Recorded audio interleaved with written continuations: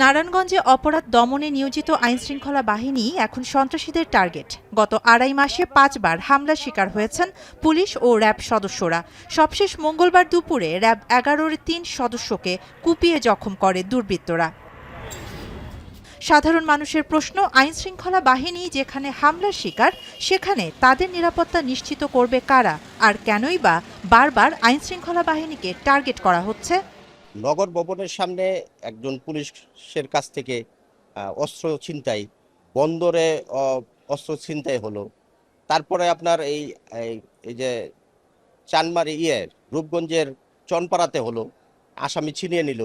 সর্বশেষ আমরা যেটা দেখতে পেলাম, পুলিশের র্যাবকে আহত করলো, কুপিয়ে জখম করলো। তো যেখানে পুলিশ নিরাপত্তাহীনতায় ভোগে সেখানে আমরা সাধারণ জনগণ তো আরো বেশি শঙ্কিত, উদ্বিগ্ন। মালয়েশিয়া তখন আইসি মতন আমার 8.5 ভরি স্বর্ণ লিয়ে গেছে গা, র্যাপের পরিচয় দিছে, টিভি পুলিশের পরিচয় দিছে।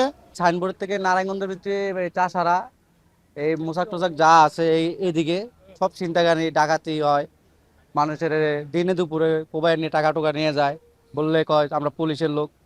এদিকে র্যাবের উপর হামলার পর মঙ্গলবার রাতেই অভিযান চালিয়ে দেশি বিদেশি অস্ত্র, সিসি ক্যামেরা, ড্রোন সহ নগদ প্রায় ১২ লাখ টাকা এবং মাদক উদ্ধার করা হয়। এ ঘটনায় সবশেষ ১৩ জনকে আটক করার কথা জানায় র্যাব।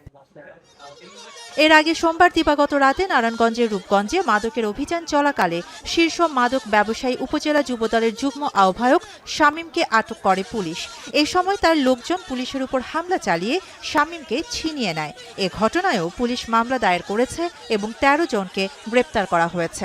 জনগণের নিরাপত্তার জন্য আমাদের এই সাঁড়াশি অভিযান, মানুষ যেন ভালো থাকে, শান্তিতে থাকে এবং নিরাপদে থাকে এবং মানুষের যেন ভয় না থাকে, এই জন্য কিন্তু সন্ত্রাসীদের প্রতি হলো আমাদের অভিযান।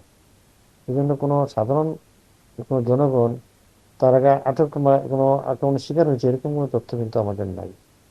আমরা কাজ করছি এবং প্রতিনিয়ত অভিযান চলছে।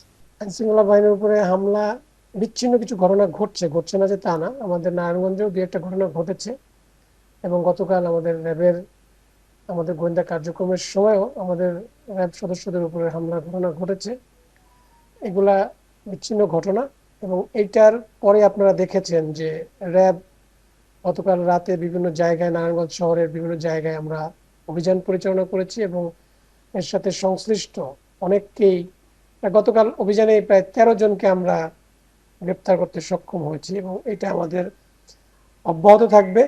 ২০২৪-এর ৫ আগস্টের পর পুলিশের কার্যক্রম ভেঙে পড়ে। এতে একদিকে বেড়ে যায় মাদক সরবরাহ, অন্যদিকে বেপরোয়া হয়ে ওঠে অপরাধীরা। আবার অনেক সময় আইনশৃঙ্খলা বাহিনীর অসাধু কর্মকর্তাদের সাথে অপরাধীদের সখ্যতাও এর জন্য দায়ী বলে মনে করেন আইনজীবীরা। পুলিশের কিছু সোর্স আছে, যে সোর্সগুলো পুলিশকে নিয়মিতভাবে যেভাবে তাদেরকে তথ্য আদান প্রদান করা দরকার, তারা দেখা গেছে তথ্য আদান প্রদানের পরিবর্তে মাদক কারবারিদের সাথে তাদের একটা সখ্যতা তৈরি হয়েছে। এখন পুলিশ যখন মোরালিটি ফিরে পেয়েছে তখন পুলিশ তো সাঁড়াশি অভিযান করতেছে এবং কখন সাঁড়াশি অভিযান করে তারা কিন্তু জানে ফেলে সোর্সের মাধ্যমে।